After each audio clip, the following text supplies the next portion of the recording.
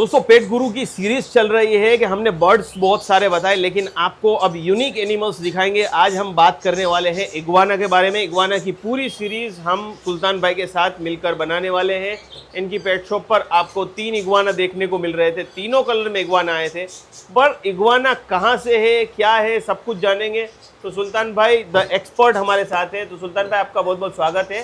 Thank you Ajju भाई। तो सुल्तान भाई इग्वाना के बारे में बताइए, इग्वाना आखिरकार है क्या? लोग अलग अलग कमेंट करते हैं, बताइए।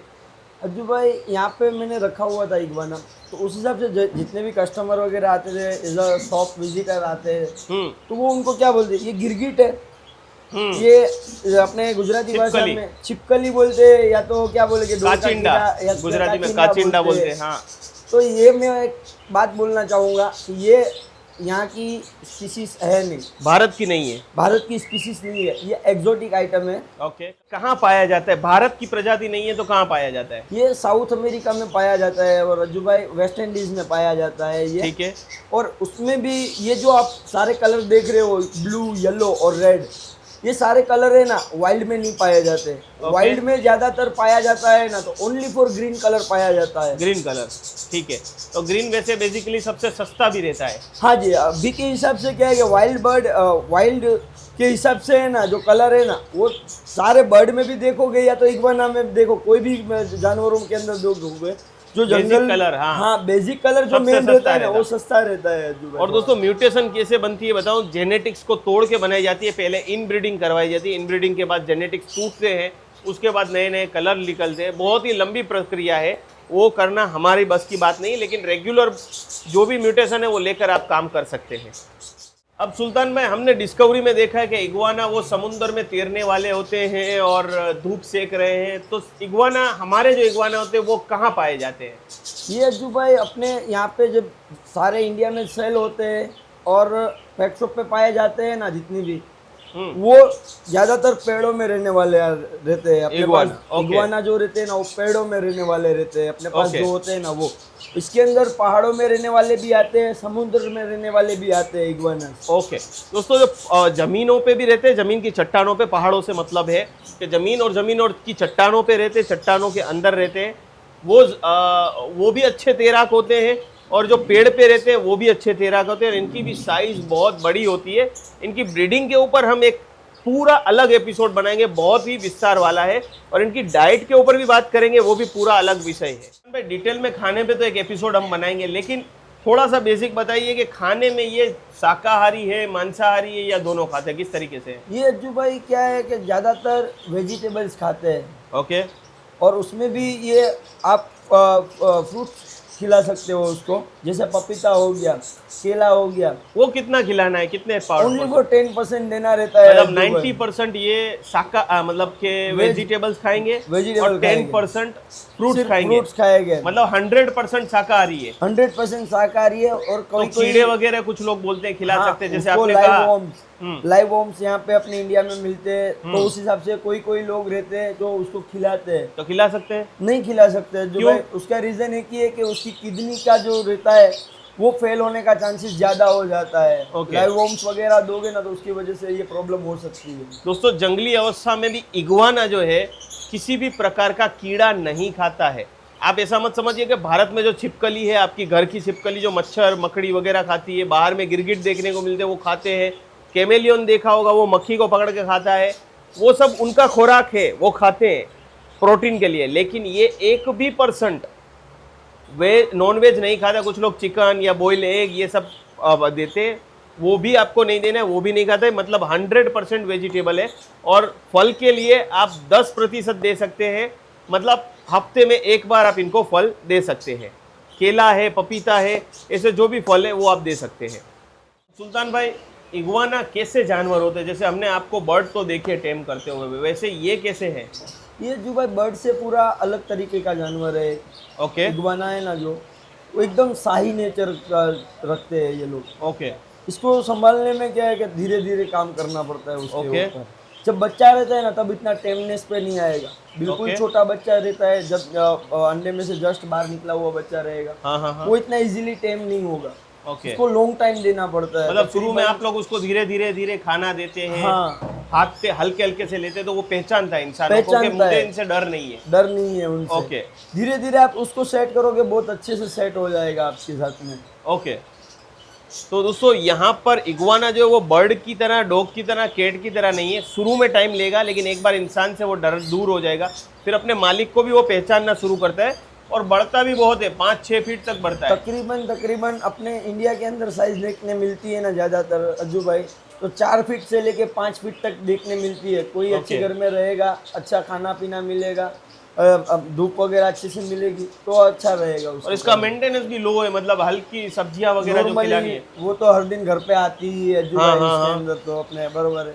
और एनक्लोजर में जैसे कि कोल्ड ब्लडेड जीव है दोस्तों, इनको हमेशा धूप की ज़रूरत रहेगी। ठंडी वाले जीव है, ठंडे खून वाले जीव है, तो इनको धूप में सेकना और फिर खुद को गर्माहट से ये एनर्जी लेते हैं।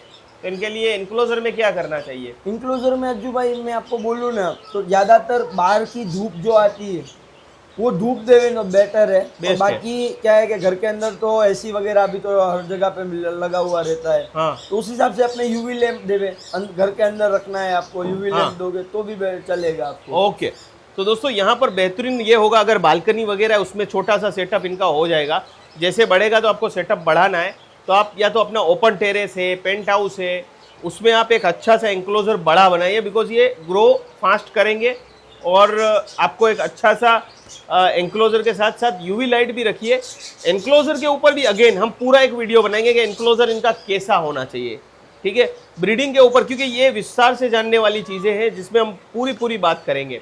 तो ये हो गया कि आपको एक एंक्लोजर जो है देना है, उसमें यूवी लाइट होनी चाहिए, थोड़ा बहुत धूप अगर आ जाती है तो बेस्ट है, और ह्यूमिडिटी भी इसको देनी है ना। उसके लिए क्या कर सकते हैं? उसके लिए जो भाई इम्यूनिटी के लिए आप है ना, एक कोई भी बाउल वगैरह रखो उसका, उसके अंदर टैप वार्म वाटर आता है, जो हल्का सा गुनगुना गर्म पानी दोगे, उसके लिए इसको हर दिन नहाने के लिए चाहिए अज्जू भाई। ओके और ये तकरीबन स्किन भी बहुत जल्दी है ना निकालता है उसकी, ओके, ऊपर से 2 चमड़ी दिन। निकलती है। हाँ, उसकी स्किन मोल्टिंग होता है उसका, जिसे अपने बर्ड के अंदर फेदर लॉस करते हैं उसका, ये उसकी स्किन भी निकालता है। ओके 2 दिन का उसका टाइमिंग रहता है। पहले दिन देखोगे आपको लाइट कलर लगेगा उसका, एकदम लाइटली डल कलर लगेगा। दूसरे दिन 2 दिन देखोगे ना, 2 दिन बाद एकदम ब्राइटनेस वाला कलर खिल के आएगा, ऊपर से उसका हल्की सी जो परत है वो छूट जाएगी। छूट जाएगी उसकी। जैसे ये दोस्तों रेप्टाइल है, और ज्यादातर रेप्टाइल जो अपनी चमड़ी छोड़ते हैं, जैसे सांप अपनी केचुली छोड़ता है, वैसे ही ये भी अपनी चमड़ी ऊपर से छोड़ते हैं। और कितने साल की एज तक ये जी जाते हैं? ये जो भाई ज्यादातर अपने 15 से 20 साल तक अपने को कैपेटिव में देखने को मिले हैं। मिलते हैं। तो 15 से 20 साल एक मतलब अच्छी लाइफ जीते हैं ये। ब्रीडिंग भी इनकी बड़ी इंटरेस्टिंग है। अब फन फैक्ट मैं आपको बताता हूँ, कहा जाता है कि इग्वाना की 3 आंखें होती है, 2 साइड में और एक ऊपर। आपको ऊपर वाली आंख दिखती नहीं है, लेकिन ऊपर वाली आंख उनका सेंसर का काम करती है कि ऊपर वाली आंख से वो धूप और परछाई को पहचानते हैं, क्योंकि इनका ज़्यादातर शिकार जो है वो ईगल करते हैं। तो जब ईगल उनकी तरफ आगे बढ़ते हैं तो उनको पता चलता है कि सर पे अचानक से परछाई आई, तो ये कहाँ से आई, मतलब कोई परभक्षी अचानक से ऊपर आया है, तो वो अचानक से भाग के कहीं भी छुप जाएंगे। तो ये तीसरी आई का काम करती है। तो बड़ा ही इंटरेस्टिंग जानवर है ये। तो ये एक फन फैक्ट है। दूसरा फन फैक्ट हम जानते हैं सुल्तान भाई से, कि सुल्तान भाई, जैसे बर्ड जो है कई बार कडलिंग करता है या गुस्से में आके बाइट भी कर लेता है, या वाइल्ड होते हैं तो बाइट करते हैं, तो ये इनका वाइल्ड में और अगर हैंड टेम करते हैं तो क्या खतरा हो सकता है? ये जो भाई टेम जब इग्वाना रहते हैं ना, तो वो कभी कभार क्या करते हैं, हल्का सा बाइट करते हैं। तो क्या जहर चढ़ जाएगा उससे? नहीं अज्जू भाई, ये हाँ। नॉन वेनम है, पहले ही बोल देता हूँ, एक्सोटिक आइटम है, और ये नॉन वेनम है, प्योर शाकाहारी है। ओके।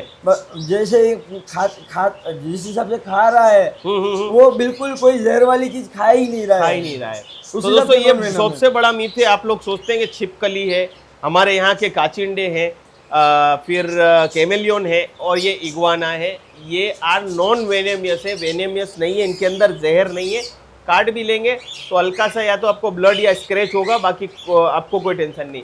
और क्या करते हैं? और अज्जू भाई एक बात बोलना चाहूंगा मैं इसके लिए, कि जो उसकी पूंछ है ना अज्जू भाई, वो वाइल्ड कंडीशन में जब रहता है इग्वाना, तकरीबन 3-3.5 फीट का इग्वाना रहेगा ना वाइल्ड कंडीशन में, वो उसकी पूंछ से अटैक करता है। अच्छा, परपक्षी के लिए, जैसे मैंने ईगल के लिए बताया या दूसरा कोई आ गया परपक्षी, जब उसको खतरा महसूस होता है ना अज्जू भाई, वो टाइम पे वो अटैक करता है। ओके। तो अपने पास तो Hand tame में ज्यादातर कैसे टेम रहेगा? बर्ड टेम रहता है इग्वाना, हाँ। तो उस टाइम पे वो कुछ भी नहीं करता है, मतलब वो तो फ्रेंडली हो जाएगा। एकदम फ्रेंडली रहता है। ओके वो घर के अंदर एज अ कैट वगैरह रखते हैं, डॉग वगैरह रखते हैं, उस हिसाब से लोग पालते हैं। ओके। हमारे एक दोस्त है जाहिद खान पठान, दोस्तों केट लवर है, उनके यहाँ बहुत बड़ा इग्वाना है, कभी हुआ तो मैं आपको दिखाऊंगा।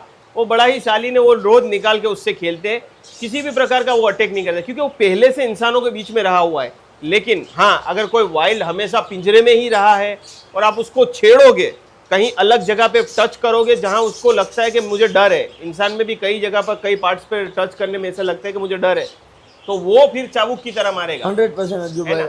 लेकिन टेम से आपको कोई खतरा नहीं, वो बाइट भी नहीं करेगा और वो आपको चाबुक का इस्तेमाल भी नहीं करेगा, और उसकी दुम अलग हो जाती है, ऐसा सुना है मैंने।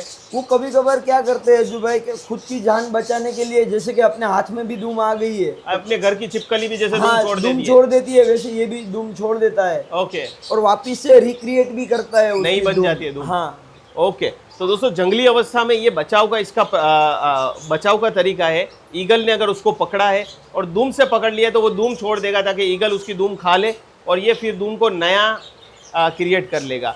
तो बड़ा ही इंटरेस्टिंग जानवर है। आपको ऐसे ही इग्वाना अगर चाहिए, सुल्तान द पेट वर्ल्ड को आप कांटेक्ट कर सकते हैं, सुल्तान आइवरी को इंस्टाग्राम पे फॉलो कर सकते हैं। अभी तीनों इग्वाना जा चुके हैं, लेकिन आपको ऑर्डर पे नए इग्वाना मिल सकते हैं। साइज के हिसाब से इसका प्राइस रहता है, कैसे रहता है? जी अज्जू भाई, इसमें जो साइज छोटी रहती है ना, तकरीबन 6 इंच से स्टार्ट होता है और तकरीबन 2 या 3 फीट तक स्टार्टिंग बेस पे मिलता है अपने पास। अच्छा, 2 से 3 फीट तक मिल जाता है, मिल है ना? जाता है अपने पास। ठीक है, फिर उससे बड़े तो फिर आप रखेंगे तभी होगा। हाँ, फिर उसका प्राइस भी इतना बढ़ जाता है ना। जैसे ही बड़ी साइज होगी ना अज्जू भाई, वैसा प्राइस रहेगा उसका। ओके, तो अब फाइनल क्वेश्चन, प्राइस में हमारे दर्शकों को इंटरेस्ट रहता है, कितने से स्टार्ट हो जाएगा ग्रीन इग्वाना? चलो, ग्रीन इग्वाना की बात करूँ ना अज्जू भाई, तो तकरीबन 8 से 10 हजार रुपए से स्टार्ट छोटा हो जाता बच्चा है। स्टार्ट हो जाएगा। हाँ, तकरीबन 6 इंच से लेके 10 इंच 10 के इंच आसपास के आसपास, मतलब 10,000 रुपये आप पकड़ के चलो, 10,000 से इग्वाना स्टार्ट हो जाएगा। वो बड़े वाले इग्वाना कितने के आते होंगे अचानक? वो अज्जू भाई तकरीबन 2 फीट का लोगे ना आप, तो तकरीबन 20,000 रुपए से स्टार्ट होगा, तकरीबन 55 से 60,000 रुपए तक सिंगल फिर इग्वाना क्वालिटी, आता है। कलर, ये सब मैटर करता वो है। सब मैटर करता है। उसमें भी दोस्तों क्वालिटी, कलर होते हैं। कई बार इग्वाना के नाखून निकल गए होते हैं, कई बार उनके ऊपर के क्रेस्ट निकल गए होते हैं। सनलाइट बहुत ज़रूरी है, वरना वो डल और काले पड़ जाते हैं। तो वो बहुत सारी चीज़ें फैक्टर करती हैं आपकी प्राइस में। ठीक है, तो आज बहुत ही मज़ा आया सुल्तान पे बात करके। और Thank कुछ you है? अज्जू भाई, इसके लिए और एक भी बात बोलना चाहूँगा कि जो एकदम अडल्ट दिखेगा ना आपको, तकरीबन समझो उसकी एज बहुत बड़ी होगी ना, उसके अंदर कलर शेडिंग जितना बच्चे में देखते हो ना, उतना कलर शेडिंग उसमें नहीं मिलेगा आपको। अच्छा, वो Brightness चमकीलापन नहीं मिलेगा, नहीं मिलेगी वो उसके आपको ऑफ कलर मिलेगा। डल ही हो जाता है, बहुत ठीक है। बड़ी साइज होने के बाद डल ही हो जाता है। उसमें भी 2 स्पीसीज रहती है, एक हिप्पो ग्रीन रहता है, एक और नॉर्मल ग्रीन रहता है। ओके, हिप्पो ग्रीन जो रहता है ना, उसका डार्कनेस ज्यादा मिलती है आपको। डार्कनेस ज़्यादा और उसमें लाइटनेस ज़्यादा होगी। हाँ, इसमें लाइटनेस ज्यादा मिलती है। ओके, तो दोस्तों बहुत अच्छी अच्छी बातें हमने की। सुल्तान द पेट वर्ल्ड पर आकर ऐसे ही इंटरेस्टिंग एपिसोड बनाने का जिम्मा संभाला है पेट गुरुजी ने, आपके नए नए एक्सपर्ट के साथ। तो जुड़ जाइए पेट गुरुजी फैमिली के साथ। आज के एपिसोड में दोस्तों इतना ही, और कुछ जानकारी चाहिए कमेंट कीजिए या इंस्टाग्राम पे हमें फॉलो कीजिए।